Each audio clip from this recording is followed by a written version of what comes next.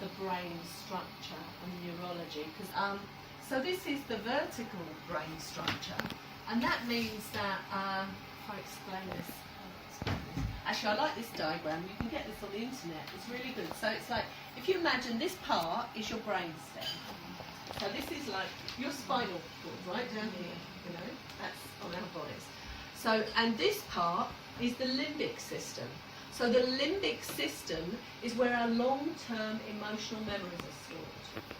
And actually it's the part of the brain that if something happens, it's got something called the amygdala, and it's a bit like an antennae in the brain that goes, is this safe? Is it not safe? And it pops out and sort of checks the environment, you know. If it's not safe, it goes woof, right?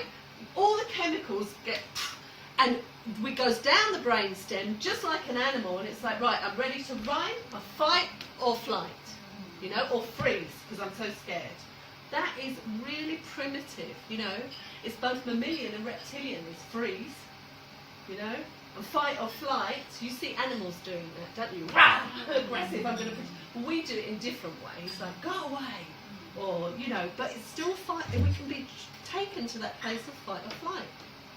This part is the cerebral cortex.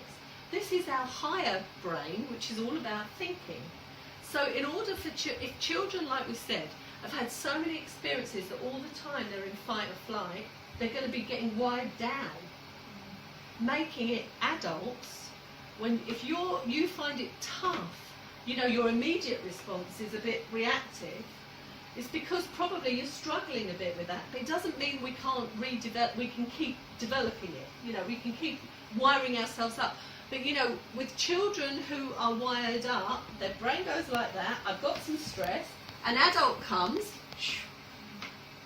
soothes them, this brain can come online, and it can go, oh, I feel regulated now. That means I can talk about it when I've got the language. That means I can make good decisions and I can be empathic to others. Otherwise, the chances are, if this keeps happening, I've got no empathy, I can just about cope with my own survival.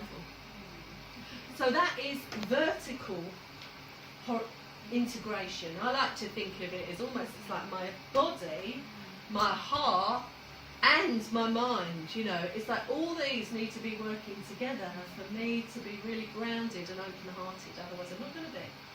If I'm scared, I'm going to be on red alert. Or I'm going to go, I don't want to do that, you know, I don't want to do that. Or frozen solid and not be able to talk.